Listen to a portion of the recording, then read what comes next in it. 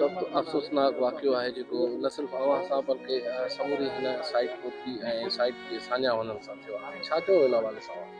Sir, रात जी ऊंदाही में मुंहिंजे बाबा साईं खे क़त्ल कयो वियो आहे ऐं मां सम्झां थो मुंहिंजो बाबा साईं मुंहिंजी ताक़त हुयो, मुंहिंजी हिमत हुयो, मुंहिंजी दुनिया हुयो।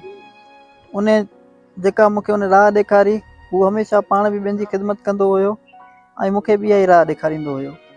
मुंहिंजो बाबा साईं न सिर्फ़ु अल ख़ादिम फाउंडेशन जो फाउंडर बल्कि क़ौमी आवामी तहरीक जो मरकज़ी अॻवान हुयो। मुंहिंजे बाबा साईं जी समूरी ज़िंदगी सियासी समाजी ख़िदमतुनि में गुज़री, आवाम जी ख़िदमत में गुज़री, आवाम जे हक़नि लाइ पंहिंजी ज़िंदगी वक़फ़ कई।